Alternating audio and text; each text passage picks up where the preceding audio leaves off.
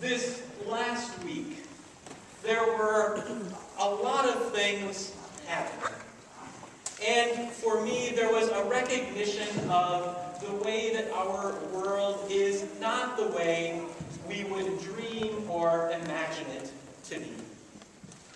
Many of you have heard, some of you have not heard, but on Monday morning, our church administrator, Mary Gail Hoover, who is here with us today, arrived here at Calvary to find that the door of her office, the finance office, my office, were open, the lights were on.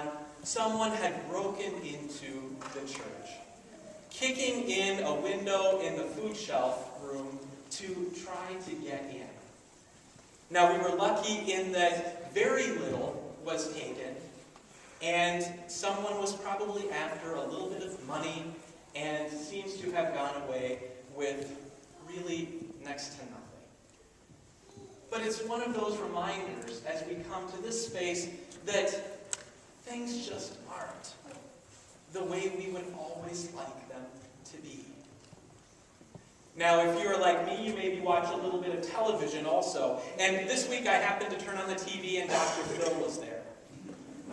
Dr. Phil had this show about what happens in cheating for high schoolers, as well as how that plays into adult life. And there were a couple of folks on the show who really saw nothing wrong with cheating. If it helped you get ahead in life, or attain the next goal, or get the right job, or win something that maybe you hadn't worked hard enough for, but you felt like you deserved. As I watched the show, my heart was breaking over this sense that people have around either entitlement or what they can or should be doing. And then yesterday, shortly after noon, as I got home and opened up my web browser, I saw this horrible turn of events that had taken place in Tucson, Arizona.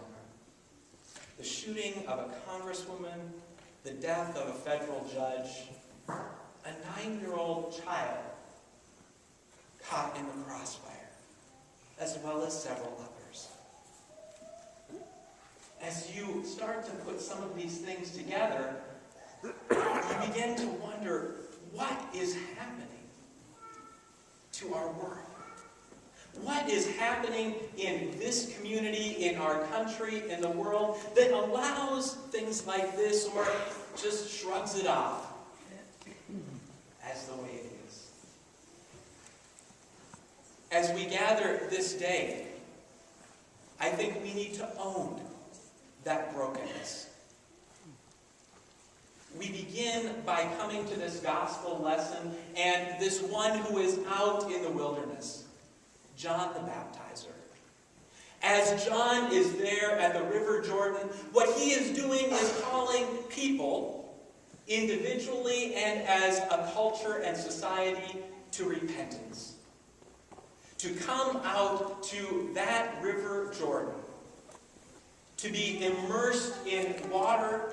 My guess is it wasn't that clean, probably filled with silt, probably not too far from other things that were happening, even washing of clothes.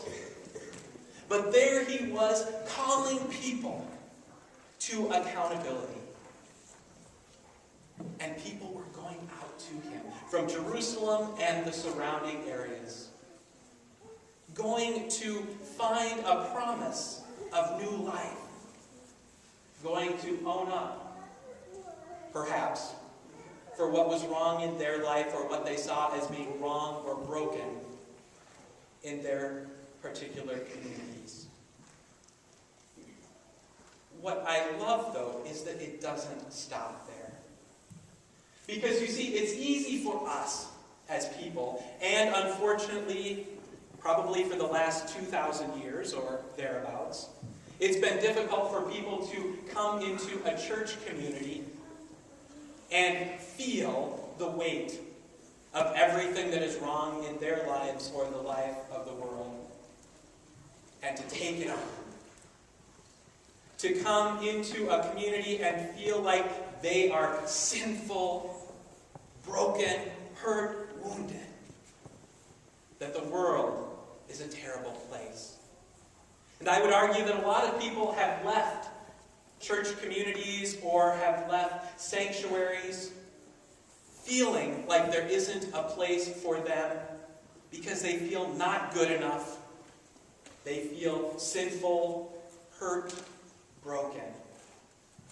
And the church tends to just reinforce that in many instances. The reality is that we start there today with John calling people to repentance and newness of life.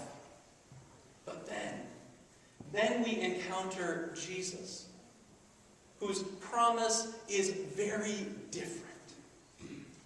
It's more than repentance. It's more than just owning up to what has gone wrong, personally or in the world.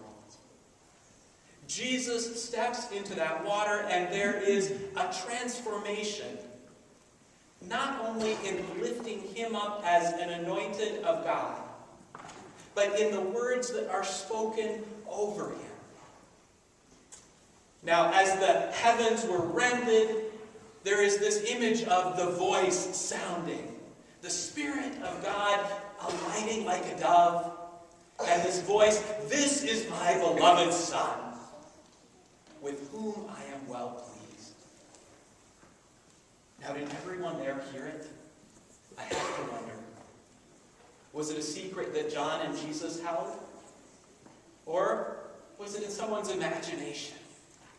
Something that captured the wonder of an incredible moment in which this one was lifted up for new possibilities in that place and time, and transcendent to other people, to other communities.